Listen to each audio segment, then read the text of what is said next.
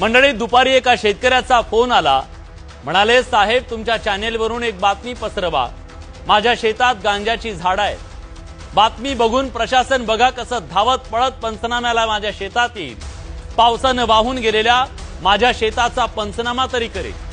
चांगल्या गोष्टीसाठी थोडं खोटं बोलायला काय हरकत आहे. त्या शेतकऱ्याच्या बोलण्यानं क्षणभर निशब्द झालो. खरंच कसली ही हतबलता आणि कसली ही अगतिकता आहे. शेंगदाणे खाताना 2 शेंगदाणे खाली पडले तर आपल्या मनाला चुटपुट लागते.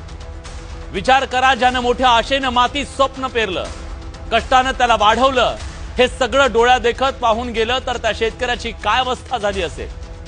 राज्यातल्या 36 जिल्ह्यांपैकी 30 जिल्ह्यातल्या 654 महसूल मंडळांमध्ये 62,17,540 एकर इतक्या शेतीचं नुकसान झालं.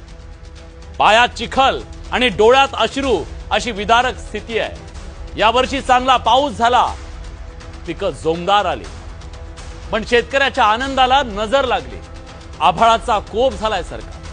दुष्काळानं होरपूळ जाणाऱ्या बीडमध्ये पुरातली माणसं वाचवायला पहिल्यांदा हेलिकॉप्टर उतरलं. हवं तर त्या हेलिकॉप्टरवाल्याला विचारा काय परिस्थिती आहे सरकार.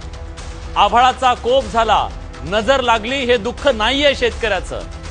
एवढा विध्वंस होऊन सुद्धा कुणाची नजर जात नाहीये, याचं दुःख जास्त आहे सरकार. रानातून नदी वाहावी तसं पाणी वाहत आहे. वाहणाऱ्या पाण्यातून फक्त पीक वाहून गेले नाहीये. शेतकऱ्याची उद्याची पोटाची भाकरी, पोरांची शाळेची फी, बायका लेकरांचे दिवाळीचे कपडे आणि पोरीच्या लग्नाची तयारी सगळं वाहून गेलंय.